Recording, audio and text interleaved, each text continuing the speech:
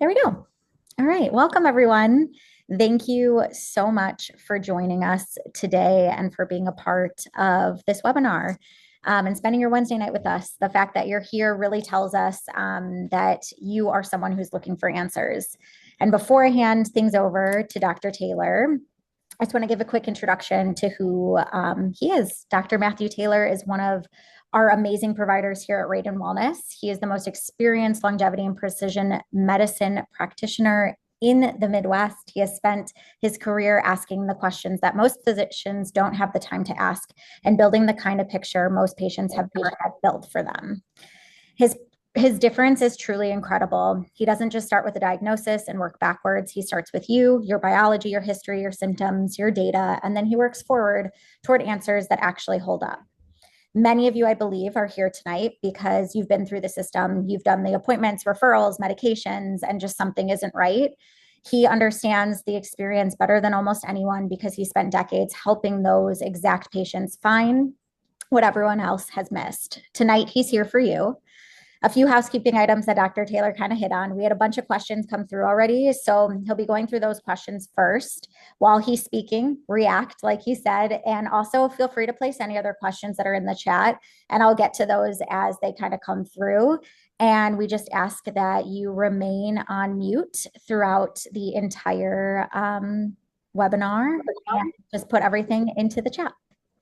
And I will hand it over. I'm going to pin you and hand it over to you.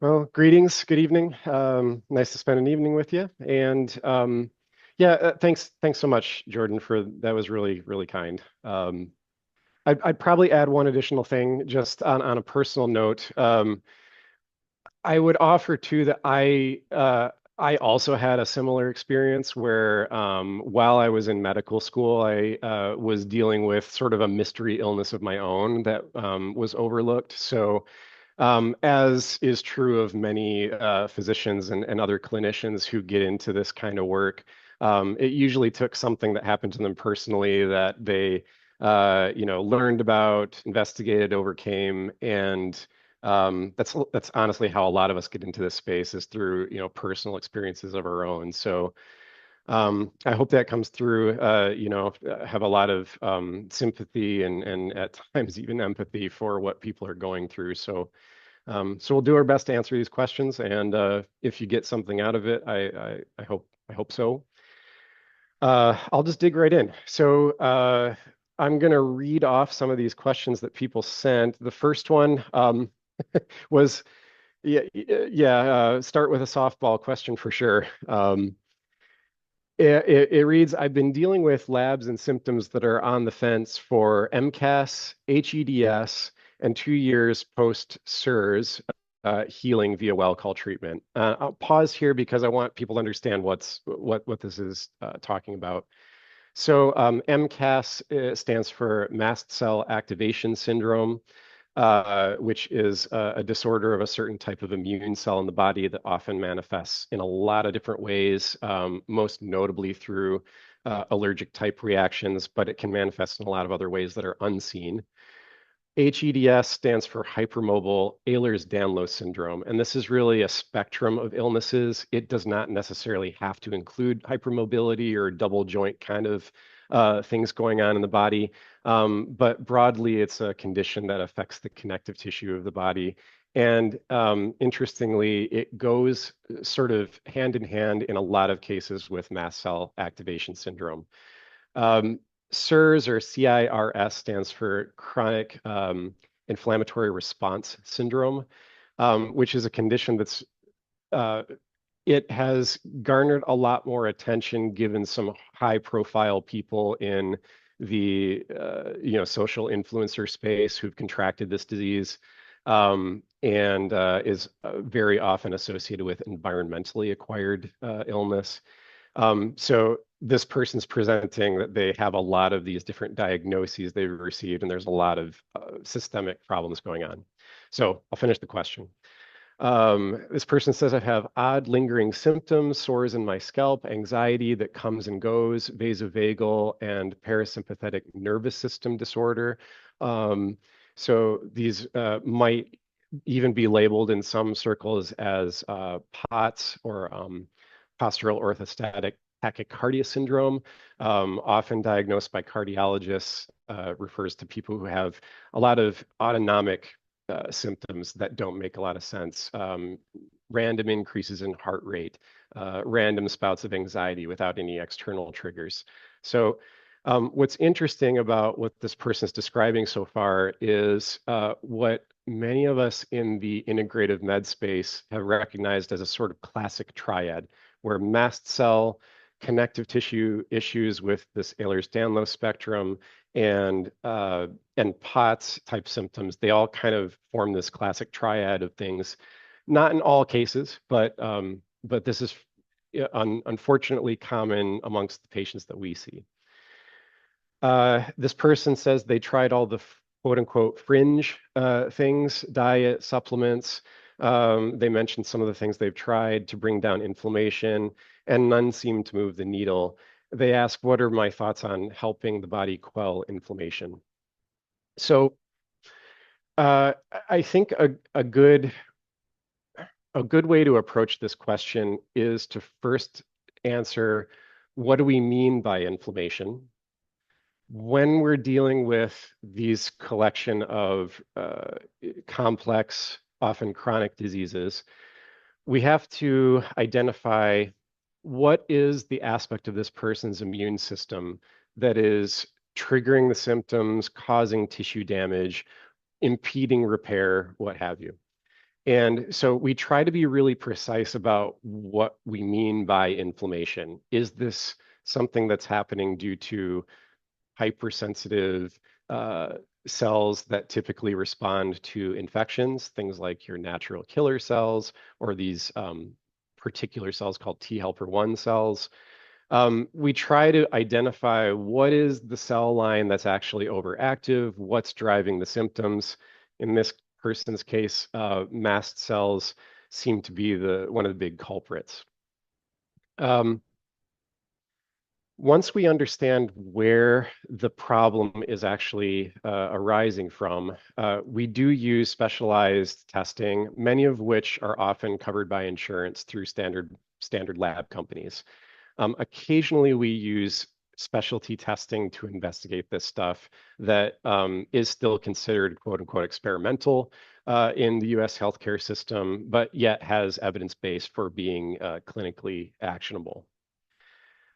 I want to make a couple quick distinctions because this person's story has kind of three different uh, conditions that a lot of doctors would say are three different entities and they're assessed in different ways. I think it's still relevant just to briefly touch on this though. So for mast cell activation type of syndromes, this can honestly explain a lot of uh, symptoms that are mediated often by histamine, causing neuroinflammation, sometimes people describe it as leakiness of the blood-brain barrier. What's more specifically going on is activation of glial cells in the brain. They're sort of like the immune system of the brain and the spinal column, and they respond to insults and they try to clean up damage. And so inflammation in the brain is often mediated by histamine in these glial cells. There honestly aren't great tests to evaluate this. While there are tests exist to identify potentially people who are in the middle of a mast cell flare, these tests are plagued by incredibly difficult and specific preparation requirements, where oftentimes the lab technicians may not be familiar with exactly how to prepare the sample. So that leads to all sorts of false negative results. It's also true that these tests need to be done when someone's in the middle of a flare, which is going to be really hard to time. So what often is, the often approach to this then is these are clinical diagnoses where we know whether we're on the right track if we treat someone with a agent, whether it's a pharmaceutical, nutraceutical, peptide treatments, things that we would expect would stabilize mast cells, reduce their activity, and that response to that treatment is often the test. So it's a little bit different than maybe a clinic that is very heavy on testing. Um, I tend to move away from that with mast cell type situations. Ehlers-Danlos too. There are some markers that we can look at to get a sense of how severe is the connective tissue problem? Is there inflammation happening in joints that we can detect with things like, certain proteins that often are, uh, ex they're often only tested in sort of immunology and rheumatology type circles, but we look for them to get a sense of how bad is the collagen problem. Ehlers-Danlos spectrum stuff, that too is a clinical diagnosis. While there are genetic tests that exist to evaluate this, not everyone with Ehlers-Danlos has certain genetic mutations, and not everyone who has the mutations has Ehlers-Danlos syndrome or hypermobility or collagen problems. So again, we sort of diagnose this with clinical criteria. At the base of this sort of classic triad, though, is an increased susceptibility to environmentally acquired problems, whether that's from chemicals, mold-related biotoxins, heavy metals. These are all things that a person with connective tissue problems are going to be more susceptible to. So we may include an evaluation for those kind of things. But to bring it back to the point, the main issue is looking for what do we mean by inflammation? How do we identify what that is in that person? And then work to treat from the cellular level up, if that makes sense. So I'll pause here. I know there's a long-winded answer to the first question, but I just want to, I'm going to check the chat real quick and see if anybody has any follow-up questions. If not, I'll kind of move on to the next thing. Jordan, any input from people that you've noticed at all? It was more just about like previous questions, not necessarily Okay. about what you were talking about. So we can get to them after. All right, sounds good. So, yeah, there's a pretty broad toolkit in terms of things that we can use to treat these disorders. It's just a matter of identifying where is the actual problem, and we can use specialized testing, often covered by insurance plans to evaluate that. So, all right, let's move on to another one. Another softball question. Someone says that I have the propensity to injure different parts and ligaments in my body. My gastric tendons, MCL, ACL, labrum tears. They kind of describe this full history of a bunch of different tendons and ligaments having injuries, including two knee replacements. The person also mentions that they're a 65-year-old female, that this person's very athletic, not a professional athlete, and mentions she does not have hypermobility. Well, and so importantly, I want to pause here because, as I mentioned earlier, a lot of these connective tissue disorders are not necessarily hypermobility disorders. So it doesn't always show up that way. Um, there are some sort of what we call zebras in medicine, which are the really rare conditions that specialists, hyper specialists are often checking for. Things like Louis-Dietz syndrome, or there's a few other ones, tenascin X deficiency. These are kind of weird syndromes that affect connective tissue that specialists will maybe pursue a diagnosis for. They don't necessarily involve hypermobility. So I would say with this second person who's asking the question, first is I would wonder how many of these types of conditions they've been evaluated for. They say their rheumatologist has tested for some of these. She also mentions, though, that she's been diagnosed with nothing other than fibromyalgia for the last 20 years. And importantly, fibromyalgia would not be a diagnostic label to explain what's going on with this person. as she's probably well aware. I'm sorry to this person that you've been dealing with this for so long. And getting a labeled diagnosis that doesn't really help matters. The best way to think about fibromyalgia is that it's an increased sensitivity to pain processing. And pain processing is primarily mediated through a particular area of the brain called the anterior cingulate cortex. You don't need to know that for the test. Um, but essentially, fibromyalgia would explain sensitivity to pain, but it's not going to explain why the body's breaking down or why it's not able to recover. So, one of these other, perhaps rarer diagnoses might apply here. The other thing I think is important to mention about this person's story is I would say falls under age and activity. She mentioned she's 65, so she's postmenopausal.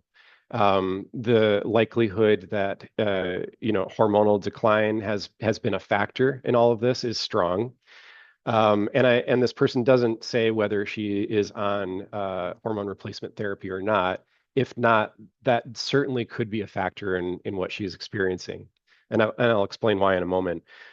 The other issue, though, is activity. And she mentions she's athletic, though not mentioning what type of exercise she predominantly practices. That's important in a situation like this because the type of exercise someone does is going to inform what is the degree of stress on their joints, their tendons, their ligaments, and then we can start kind of forming a story over whether this is related to sort of an overuse injury or in the case of really high performance people who are particularly athletic, we can sometimes worry about a syndrome called REDS or RED-S. It stands for Relative Energy Deficiency in Sport. And this is something that would also explain a lot of the inability to heal well and the potential collagen compromise issues. Relative energy deficiency in sport often describes a person who is very athletic, but they're under fueling for the level of activity they're doing. Um, this can often result in a lot of nutritional deficiencies. Often protein deficiencies are the main issue. And if we don't do a really deep evaluation of this kind of story in terms of the person's diet, how well their peri-workout nutrition is supporting their activity, we may be spinning our wheels until we solve that diet piece. So I want to mention that as really important to bring up. The last thing is with respect to postmenopause. It's true that uh, estrogen in particular is super important to maintain tissue integrity as women progress into later stages of life. And the abrupt drop in estrogen can certainly be a factor in all of this. It sounds like with this person's story, there's a lot of pieces of the puzzle going on. And the idea would be in a first visit with a person like this, I would kind of take all of their history together, help them put the pieces of the puzzle together and identify uh, where could we be adding additional support? Where are the stones left unturned, so to speak, that haven't been evaluated yet that are associated with each of these syndromes? So that may be the best answer to this. Um, the person does mention at the end that they've been prescribed a couple of medicines, likely aimed at treating pain that may or may not have worked well. Um, there is a place for medications in situations like this, whether it's medicines aimed at increasing bone mineral uh, density, or whether it's medicines that in the past, decade or so have been identified off-label as supportive for connective tissue disorders. We do use pharmaceuticals in cases like these. Especially when it sounds as severe as this one does. So, um, Okay, so hopefully that answer suffices for now. The next question, kind of moving on through, maybe this is tangentially related to hormones. The person mentions they have Hashimoto's, which is an autoimmune disorder that attacks the person's production of thyroid hormone, sort of your master hormone that controls a lot of aspects of your metabolism.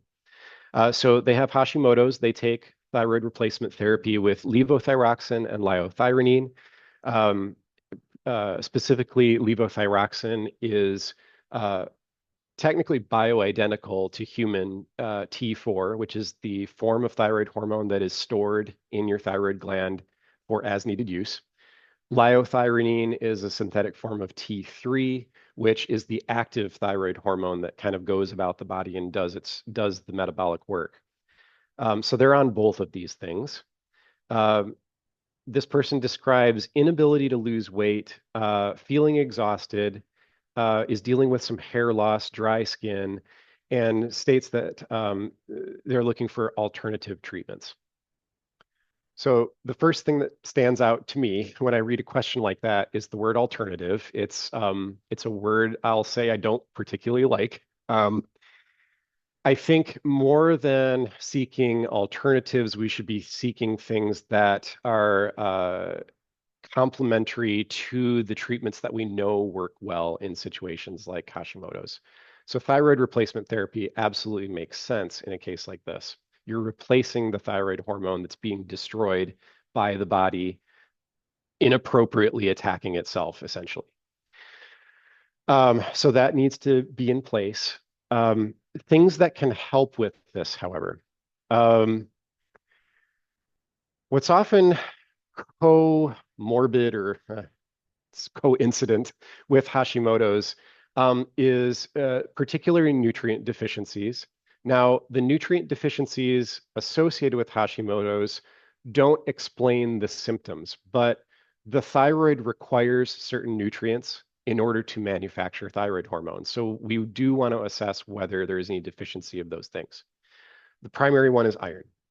And I've been sort of standing on a bit of a soapbox, saying that iron deficiency is somewhat of an epidemic in this country, and um, and the ways in which it's evaluated have some flaws to them. The primary way that we evaluate iron deficiency is by measuring something called ferritin, which is a reflection of how much iron is stored in the liver. And that's the most stable marker on an iron panel that tells us whether iron deficiency is going on. Uh, Ferritin does have a reference range that the lab uses, which I'll admit is not that helpful because that reference range includes people of all ages, including infants. And the literature does report age and sex specific ferritin ranges that we try to abide by and help people understand whether they're truly iron deficient or not, even if their ferritin technically looks normal. So so that's the main one. And I harp on that just because it's the most important mineral involved in Hashimoto's or thyroid conditions, and it's often deficient in a lot of people independent of thyroid problems. The other things that we would look at is things like insulin resistance. We may measure the uh, rhythm of cortisol production throughout the day. We do that with saliva collections. We might look at muscle mass using things like bioimpedance analysis. A common instrument that's used is InBody. These are not perfect ways of evaluating body composition, admittedly, but they can be helpful in tracking changes. So especially if we're concerned about muscle mass loss and gain. We also look at other sex steroids, and then GI health is sort of an emerging area of evidence looked at for how issues in the gut can affect autoimmune conditions, including Hashimoto's. So we do take a bit more of a comprehensive look at things. Protein intake certainly needs to be adequate. Omega-3 fatty acids can be important here. So we do kind of do a broad evaluation of those types of things. Um, One thing I'll mention that I'm excited for, and I will fully admit here that what I'm about to share is um, not doesn't fall under something like clinical trial evidence base, but is interesting based on its mechanism and some of the emerging small studies that are being done on it. Is an interesting chemical called thymoquinone. It comes from black cumin seed of all places, and there's some emerging evidence that maybe this is helpful in certain autoimmune conditions. So, maybe something to watch for. Um, let's see.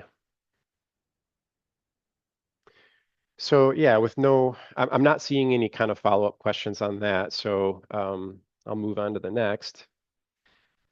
Someone asks, why do I always clear my throat, especially at night, right before bed? Okay. Essentially, there are three big reasons for this that are the most common.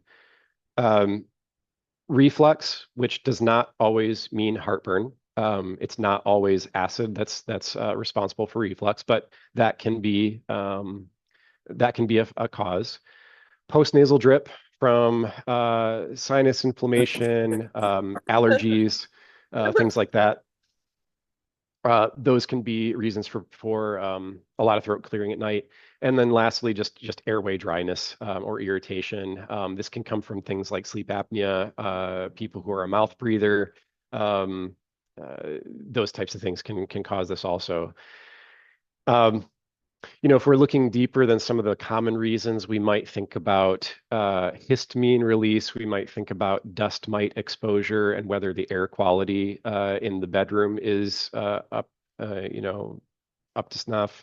Um, Certainly, things like enlarged tonsils can explain this, but given the most common things, the the the first step in evaluating a situation like this. Um, Maybe mostly from history. The person's story often will tell me what's going on in a case like this. Um, and with the case of things like reflux or silent reflux, that is sometimes a case where I will refer to a specialist, an ear, nose, throat doctor, to do something called a laryngoscope. It's a situation where if we note that the inflammation is primarily in the lower part of the esophagus, the larynx, where a lot of the gastric contents from the stomach are most likely going to affect.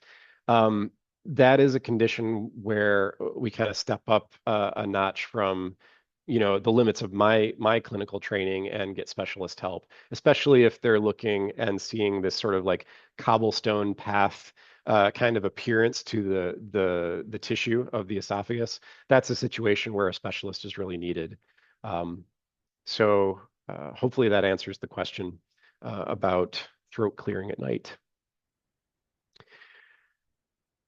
All right. I'm gonna segue for a second. Somebody in the chat asked about Hashimoto's, given we just talked about it. They asked what happens if the ferritin is high. It's a great question.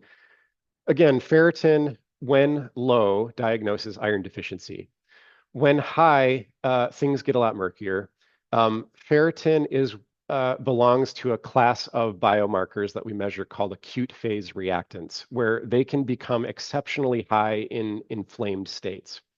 When ferritin becomes really high, we sort of lose the ability to use that as a marker to say anything about a person's iron status. So instead, we may measure something called soluble transferrin receptor, which gives us an idea of what is the body demand for iron, or tissue demand for iron. And that can give context to a high ferritin when we can't really figure out if this person's truly iron deficient or not. So there are ways that we can kind of work around that. Okay, so I'll go back to the submitted questions. Oh, wonderful. Yeah. Sorry, I'm laughing. The question is simply what causes vestibular migraine? So, so fully admitting that this is definitely in the realm of neurologists who train and study this stuff specifically, that this is definitely in their wheelhouse.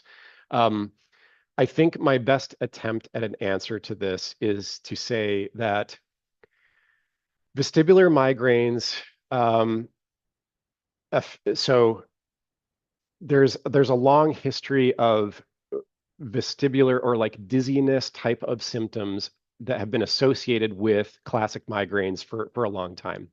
And then as we've grown in our understanding of this phenomenon, we've learned that they're kind of two separate entities, where vestibular type of symptoms can often precede the onset of a migraine syndrome, um, or can just be sort of existing on their own. Best way to think about vestibular migraines is it's really a functional neurophysiologic problem. It's not due to a structural issue most of the time. Now, that doesn't mean that neurologists or other clinicians who are kind of clued into this won't do imaging studies to look for structural problems. When a doctor orders an MRI, say, to assess vestibular migraine, which we can talk a little bit more about the details of what causes it in a moment. Um, Importantly, imaging studies are going to tell you whether there's something like a tumor present, whether there's demyelination or loss of the myelin sheath that coats all of the neurons, whether that's going on. It might reveal things like mini strokes that have happened that the person was unaware of. It might reveal more of a general inflammatory pattern. So imaging studies are still useful in a situation like this, even though what you're doing is not trying to understand the cause of the vestibular migraine, you're trying to rule out more dangerous things. So I think that's worth mentioning. Um, Vestibular migraines are more apt to be related to hypersensitivity in certain neural pathways. Most of the research suggests it's in the brainstem. Um, there seems to be not a great integration between the vestibular nuclei or the sort of groups of nerve cells that sort of run the vestibular system, and communication between those nerves and the cerebellum, which is the the back part of the brain that controls things like balance. Um, so suffice to say for this webinar that it is not a very well understood phenomenon amongst most physicians, and I would definitely defer to really well researched neurologists to kind of dig into the explanations for why this happens. Um, as far as treating it, there are some things that we can often refer people to. A lot of movement-based neurofeedback type of things can be helpful. So at least we have resources that we can refer people to when something like this is going on. All right, moving on. So the next question is, wow, a really, really common one. Why does weight creep happen after menopause? Uh, the typical story with this is, a woman enters menopause. On average, it's anywhere between, 49, 52 is the average age of when women enter menopause. And this is essentially marked by abrupt decline of production of the sex hormones, estrogen, progesterone. Um, Testosterone factors in, but importantly, testosterone starts to decline in your late 20s to early 30s, and does so gradually over a lifetime. So it's not an abrupt drop in menopause, but it can contribute to a lot of the symptoms women experience. The weight creep issue is really having to do with estrogen. Uh, Estrogen is responsible for a lot of things. It shifts fat distribution. Um, its loss leads to more fat distribution in the center of the body, more central adiposity, leads to more visceral fat, so sort of the deep fat, not the fat that kind of lies underneath the skin. It also, loss of estrogen impairs the ability for the body to kind of regulate fat metabolism as well. You get alterations in these things called adipokines. They're sort of chemical signals that are released from fat tissue that kind of govern metabolism of that tissue, and loss of estrogen really kind of, yeah, for lack of a better phrase, messes up the regulation of those adipokines. Um, Loss of estrogen and progesterone both can lead to reduced mitochondrial efficiency. Mitochondria, if you recall way back from high school biology, are the power plant of the cell, the part of the cell that produces energy. And the efficiency of those parts of the cells can suffer if hormone signaling isn't optimal. So hopefully that explains, like, estrogen's super important, and it's one of among many reasons why I'm a huge proponent of bioidentical replacement of estrogen and progesterone at menopause. Um, and hopefully that gives some insight into why these hormones are important, why weight can kind of creep up. Um, yeah, the story of someone who's been eating the same way forever, and then they enter menopause and they haven't changed anything about their diet and lifestyle, and yet they just continuously gain weight. That's essentially the classic story of estrogen decline, and identifying why it's so important. So, okay, let's see. So yeah, we're just kind of chugging along here. I'm just checking the chat to see if anybody has related questions on this. I can certainly come back to some of these. Next question is, could vitamin deficiencies be causing a receding hairline, perhaps in as early as a person's 30s? Um, Definitely. The most common overlooked nutritional deficiencies with hair loss are iron deficiency. Surprise, that's coming up again. Um, Low vitamin D, zinc deficiency, low protein intake, um, and then you start getting into more of the hormonal things like thyroid dysfunction, sometimes androgen excess. Um, those are things that maybe further down the list can be explored when we're dealing with hair loss. Um, there's also, I'd be remiss if I didn't mention that um, one of the more interesting triggers for hair loss has to do with a particular protein that is amusingly named disheveled. And this is a protein that increases its activity in response to certain stressors on the body. It can also be associated with, I hate to say this, can be associated with age. I will certainly clarify that if need be. I try not to blame age on why people develop the things they do.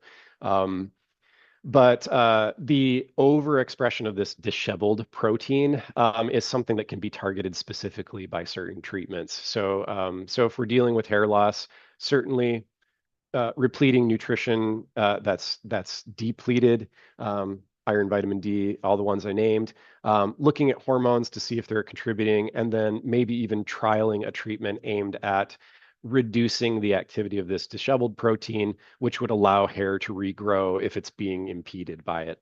So, um, yeah, hopefully that gives you a bit of insight into that question. Okay.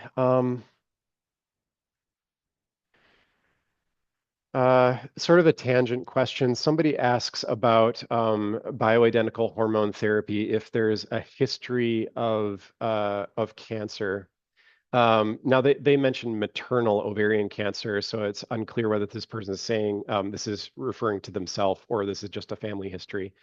Um, so this is something that definitely needs to be individualized. A lot of the newer research that has sort of exonerated bioidentical hormones in the wake of the tragic travesty of the Women's Health Initiative study, which has now been well debunked in terms of its endpoint conclusions. Um, Emerging evidence is looking at why estrogen decline and progesterone decline may be more likely factors in in contributing to cancer or cancer aggressiveness. And this is a pretty nuanced area. I'm often deferring to friends of mine in the oncology space to do sort of like, curbside consults for cases when we're dealing with something like this. Um, I will say that it's not, it may not be an absolute contraindication if there's a history of cancer, whether bioidentical hormones can be considered. Again, I say that with like the highest amount of care and offering that like this is not medical advice. This is something that we have to individually evaluate for each person. There are a lot of risk factors that go into making a decision for or against this. So I know that's not the most satisfying answer, but it's definitely something that we explore in the context of a, patient-doctor relationship. Um, and then somebody tangentially asked something like whether hormone replacement therapy can help people lose some of the visceral fat that's been gained.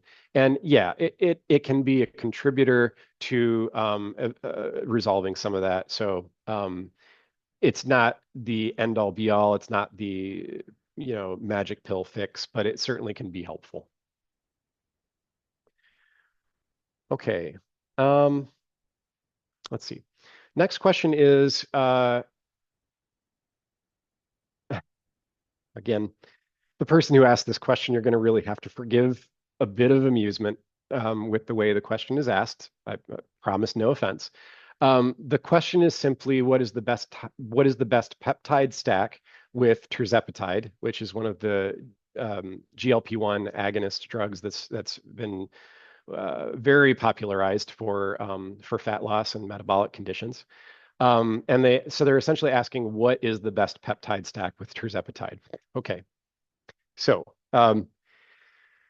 forgive me again. This kind of question does strike me as a very like biohacker centric, I dare say even like bro science kind of question. And it's not that it's a bad question. It's just really important to understand when we are combining therapies with GLP-1 agonists in order to have a greater synthesis towards fat loss or to improve metabolic flexibility. Um, Whether we quote unquote stack something with it is really going to depend on a person's individual physiology, their own risk factors, what biomarkers inform uh, those types of therapies. So there really isn't a general answer that I would responsibly be able to give to this question. I'm sorry, that's not satisfying. What I can say generally is that when we are dealing with the use of GLP-1 agonists, there are three things that I have to consider in everyone. The first is that one of the greatest risks when you're using a drug that's aimed at fat loss is unfortunately also leads to muscle loss. And that's something that we do have to account for and prevent at all costs. Muscle is your metabolic currency, period. You, everyone's health improves when they get stronger. And so metabolic flexibility is a very high percentage based on your lean muscle mass. So when we introduce a drug that has a risk of lowering your muscle mass, this becomes really, really critical. There are agents that exist that can be helpful for reducing that catabolism, that muscle breakdown. And those do need to be individualized. So again, sorry, this isn't satisfying, but I'm not going to name them right now. This has to be talked about in the context of, you know, someone's individual history. But maybe more important than peptides or other ancillary agents to work alongside GLP-1s is you really have to be engaged in some sort of resistance training regimen. I have gone as far as refusing prescribing these agents if people are not engaged in some sort of resistance training, weightlifting, what have you. I really do think it's that important and that big of a risk that we need to be careful of. The second thing that GLP-1 agonists tend to cause is slowing of motility in the gut. This can lead to constipation. This can, at worst, lead to a condition called gastroparesis, which is a really severe condition where the gut motility can slow down completely. And so sometimes we will combine these therapies with things that maintain that gut motility. I will admit that the most potent and helpful agents for gut motility are often the same pharmaceuticals that we're plagued with insurance denials for. We often have to go through what's called a prior authorization process to get these things approved. So, maybe needless to say that GLP-1 agonists open the door to a lot more complications in treatment, as well as complicated regimens that I nevertheless think are necessary because we do need to account for the side effects these drugs produce. So, um, let's see. The next question somebody asked is, they're looking for advice on figuring out chronic dizziness, a swaying or rocking sensation that's not uh, uh, paroxysmal vertigo. They've already seen an ear, nose, throat doctor who has said, seemingly no problems with the inner ear. They've seen a neurologist who said that it's possibly vestibular migraine. That's wow, two vestibular migraine questions in the same webinar. That's supremely unlucky. Uh, so um, they also mentioned that they are experiencing chronic neck and shoulder pain, which they say is unrelated to the dizziness. Mm. Um, and this person's also been diagnosed with thoracic outlet syndrome. They haven't improved much with physical therapy. Okay, so I will unpack this one a little bit. The brain, when we're dealing with chronic dizziness, that is being governed by the brain trying to integrate a lot of different things together. You're trying to integrate visual input through the optic nerve into the optic center in the back of the brain. You're trying to integrate that with vestibular input through the trigeminal nerve. You're also integrating how your body is responding to what's called cervical proprioception. So, where your head is in space and how the muscles of your that how the muscles that integrate with your cervical spine are being regulated to account for that dizziness. So, I do think it's not true to suggest that problems with the neck, soreness, things like that are not related to this. This is where neuromuscular practitioners, really advanced and knowledgeable chiropractors, this is where they shine because they're really in tuned with the integration of these neural symptoms with the structure of the body and how it's functioning in real time, and can often kind of diagnose where the problem is in real time in the course of an office visit. I'll admit my hands-on skills are less than a lot of those kinds of practitioners. So oftentimes I am referring out for things like this. Um, as far as how thoracic outlet syndrome can coexist with this, um, that gets really nuanced, probably beyond the scope of a webinar like this. Suffice to say that with thoracic outlet syndrome, some people can have hypermobility issues. They can have tension in the scalene muscles of the cervical region. They can also have autonomic dysfunction, which dysfunction in the autonomic parts of the nervous system can those can interfere with vestibular function also. So maybe suffice to say that it's complicated. Uh, and what may be apparent is this is not my area of expertise. So I hope I've done my best to at least give you some insight into that. And if this is something that you're looking to explore further, then uh, you know, um, I hope that, we can be helpful or we can direct you to someone who's a specialist in this kind of thing. Okay. Why do hair dyes burn my scalp? Uh, so yeah, whether it's a direct irritant or allergic reaction, that's the most common reason. The culprit here is a chemical called PPD. PPD. All right, I'm gonna cheat. I'm gonna look this up. Hold on a second. Uh, PPD is something that is very common in especially dark hair dyes. Um, paraf Paraphenylene diamine. Okay, cool. Very common irritant. So it directly irritates the dermal layer of the skin. It can trigger what's called a type 4 hypersensitivity reaction that's delayed. So when we look at like allergic type reactions, there's the allergic reaction that happens immediately, and these are the types of things that require maybe an EpiPen or acute intervention. There's the things that happen almost immediately, and these are more of your sort of true allergies, so to speak. And then you have these delayed hypersensitivity reactions, which they're mediated by a type of cell called a T cell or a T lymphocyte.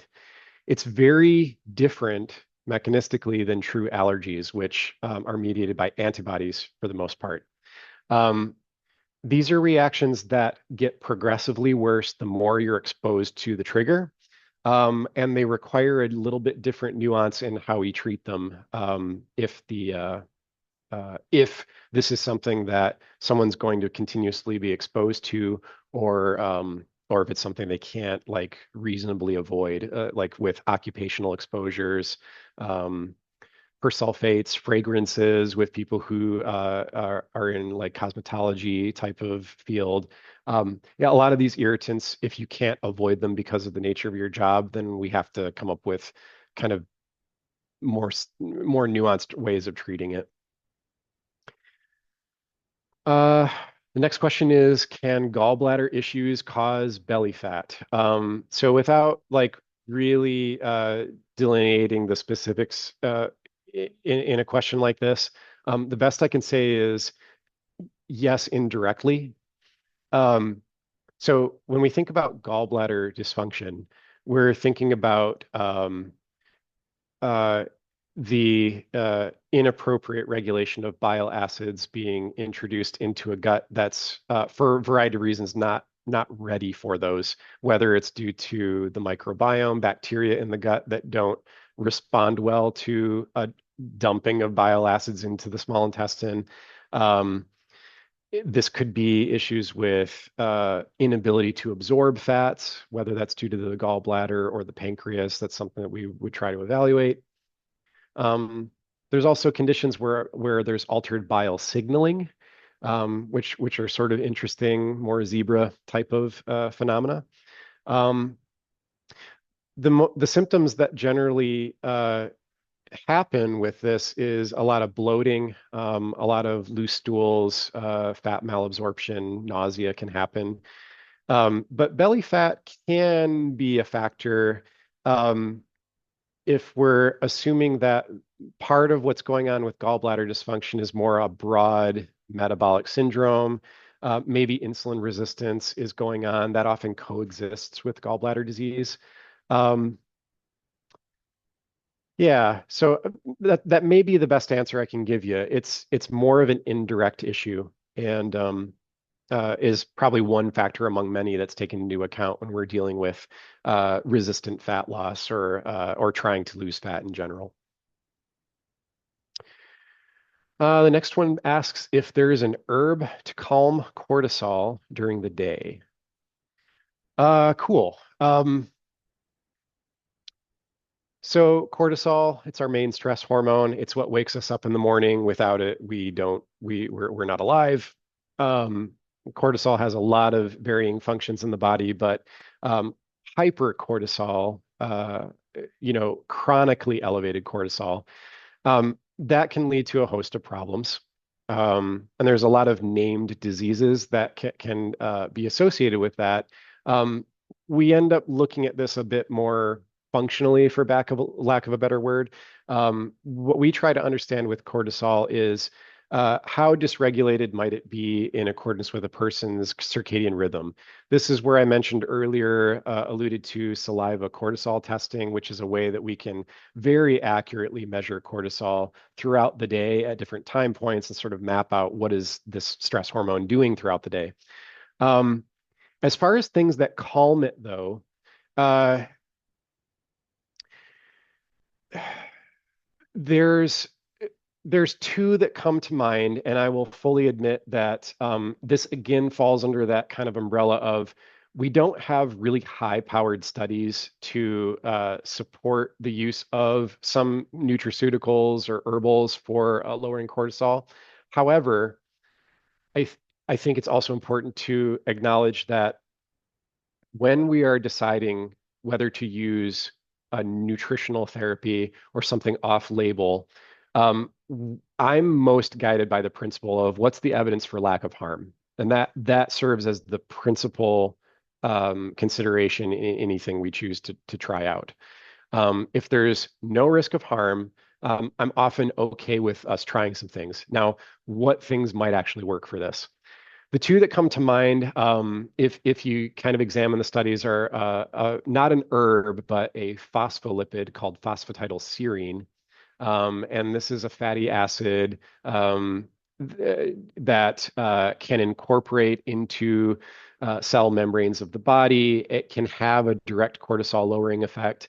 The studies that we have to prove that are more mechanistic than sort of large human trials, I'll admit. But based on the mechanism of how phosphatidylserine works biochemically, it's worth a try. Um, I do have to mention that some people who use phosphatidylserine have a paradoxical response.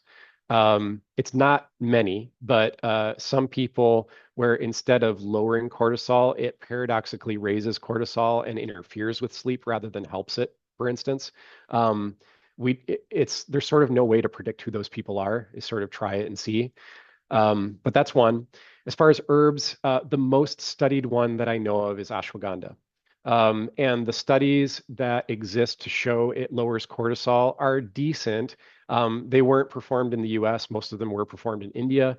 Not that that matters really, but the lowering of cortisol by ashwagandha at least is something that we can depend on.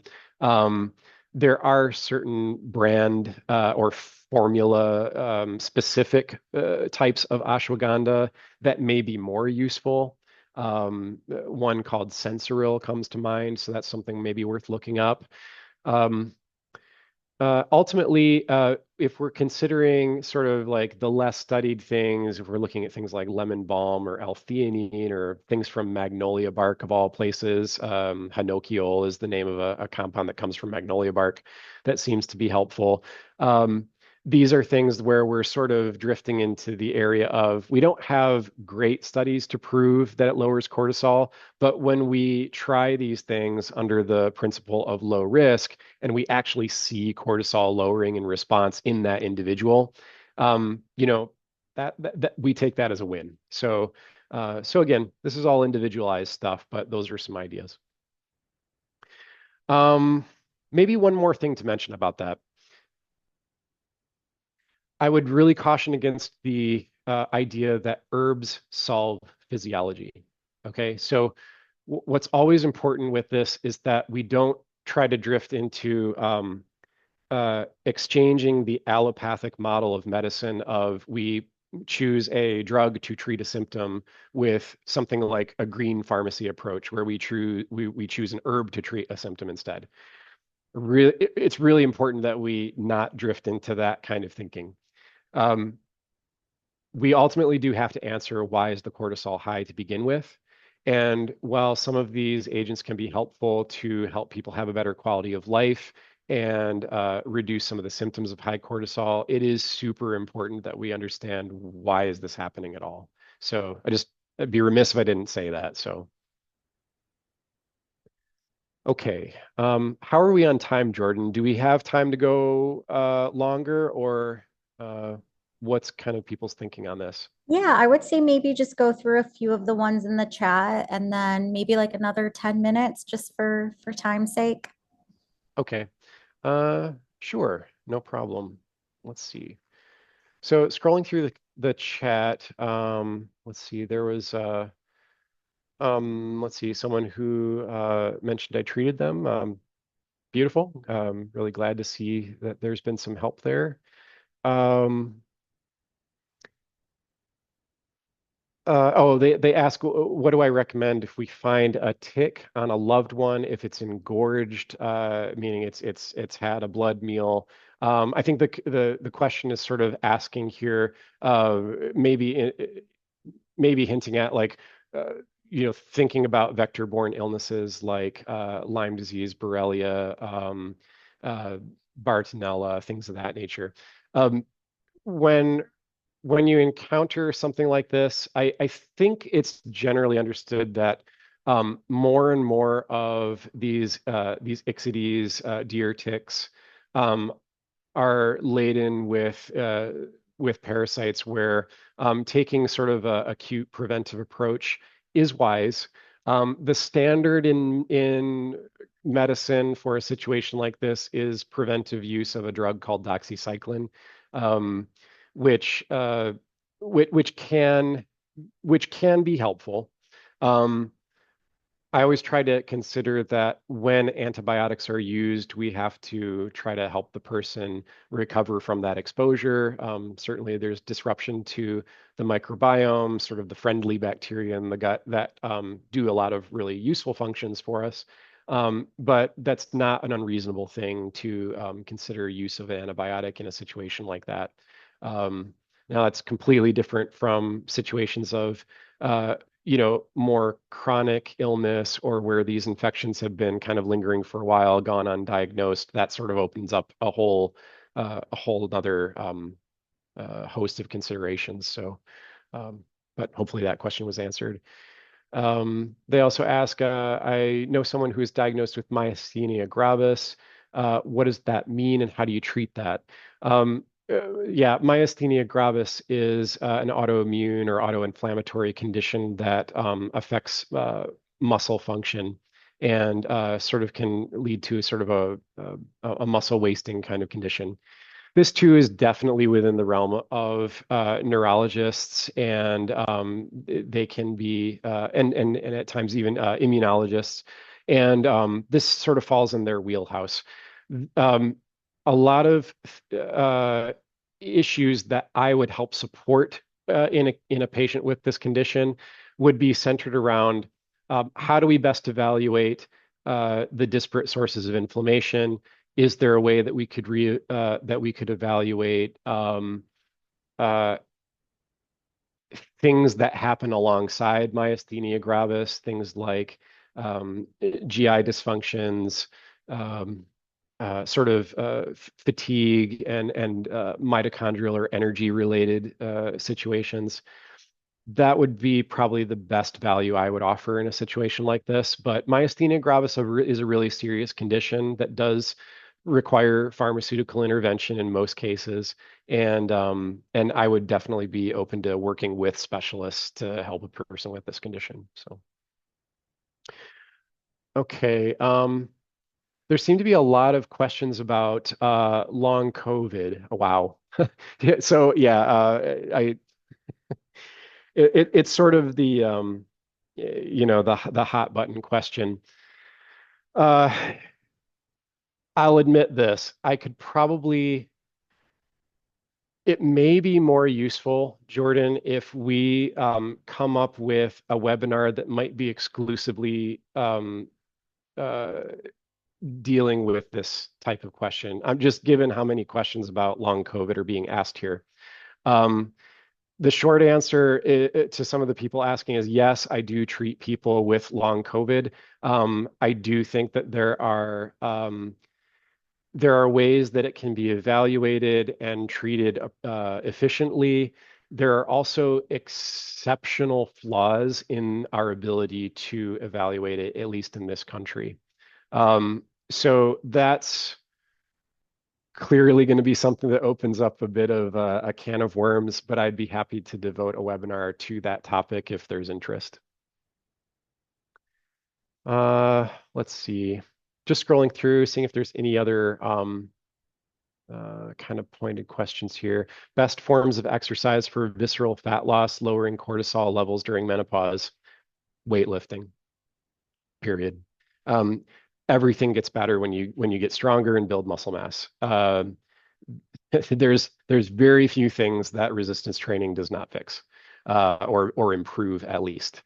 Um, the more muscle you have, the higher your basal metabolic rate, the more efficiently you're going to burn fat, the more metabolically flexible you will be, period. So I'm a huge proponent of resistance training, weightlifting, working with a trainer if you're unfamiliar with how to do these types of movements with good form.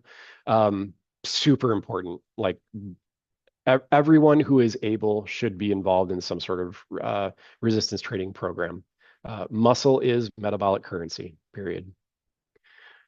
Let's see. Let's see. Blood cleaning for chronic fatigue syndrome. I'll admit I'm not familiar with what someone's referring to there. Um, let's see. I think that exhausts some of the online questions. If we didn't get to your question in this webinar, I am going to prepare maybe some written responses to some of the questions we didn't get to, whether we distribute that through some other medium or whether we hold like a follow-up webinar to answer some of the questions that didn't get answered this time around. We'll try to make those arrangements, but on the whole, I hope this was helpful for people. Any other burning questions or things before we adjourn? Or Jordan, do you have any other announcements to make? No other announcements, just I tried to answer in the chat, but the recording will go out within 24 hours to everyone so that, if there was anything you missed or anything you wanted to kind of jot down. And then Dr. Taylor and I will work to schedule another webinar. So stay tuned and check your email and we'll get that out too. Thank you so much, Dr. Taylor. Everyone I can see is Yep, saying you're thank you, welcome. thank you, thank you. So really appreciate taking the time. And thank you everyone for joining us. Yep. Happy to help. And if I can help in any way further, please don't hesitate to reach out. Thank you, everyone. Bye. Take care.